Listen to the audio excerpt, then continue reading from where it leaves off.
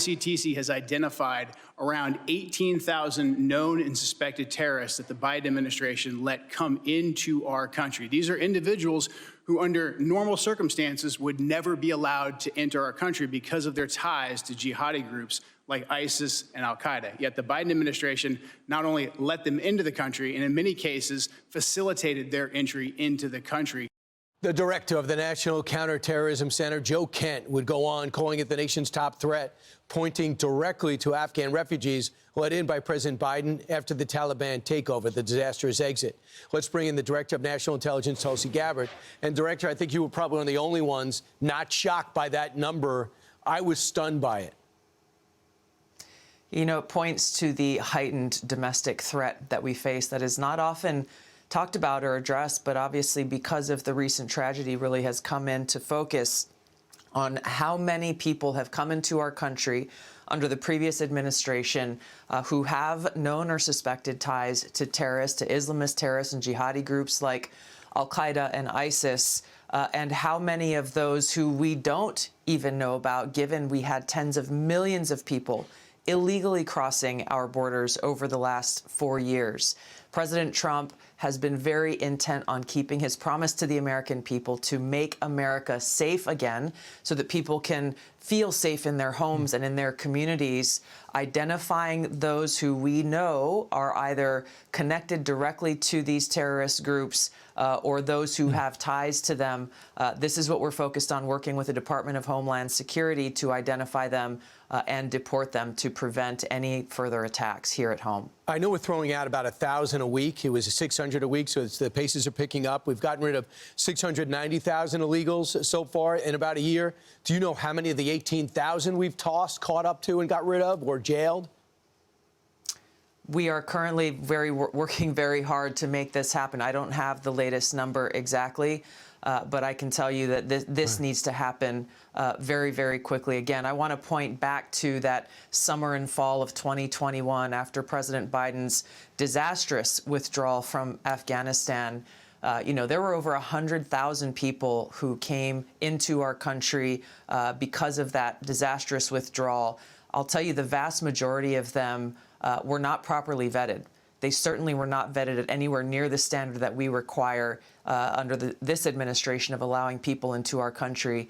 And of that number, we know that there are at least 2,000 who are here who have ties to or are known or suspected terrorists. Which is unbelievable. So you have 88,000 who came on the Afghan evacuation program, and you're saying most have not been accurately vetted. Some have already proven themselves in the battlefield with people that you know are friends and you serve too, and you don't want to leave them to die in Afghanistan. What percentage can we vouch for, and what percentage are totally unknown?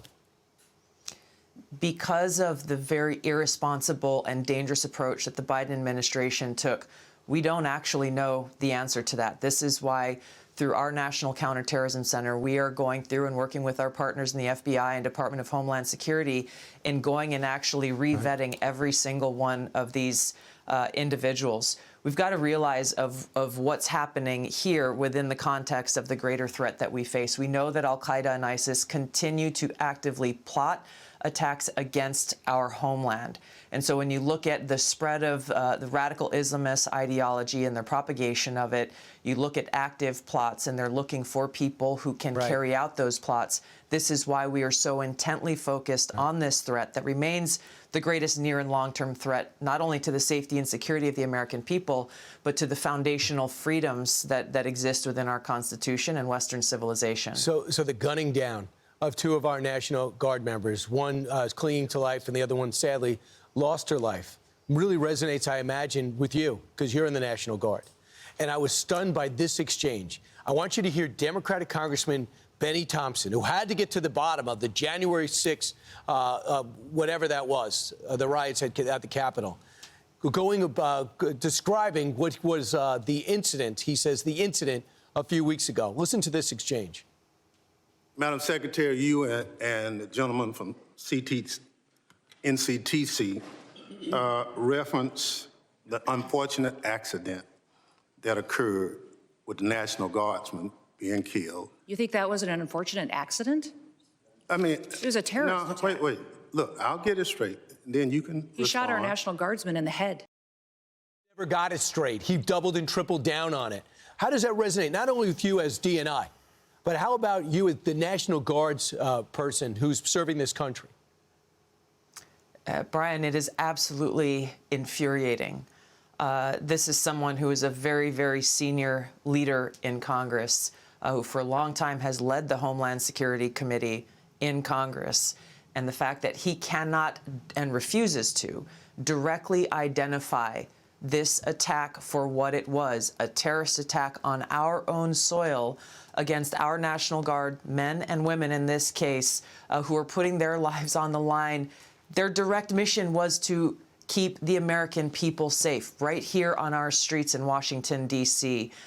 This exchange really points to the egregious and longstanding problem, Brian, that we've seen, which is leaders, some on both sides of the aisle, who refused to identify this Islamist terrorist threat for exactly what it is, which is one of the reasons why we find ourselves in the position that we're in today.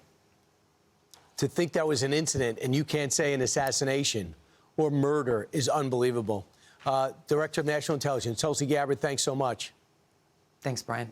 I'm Steve Ducey. I'm Brian Kilmeade. And I'm Ainsley Earhart. And click here to subscribe to the Fox News YouTube page to catch our hottest interviews and most compelling analysis.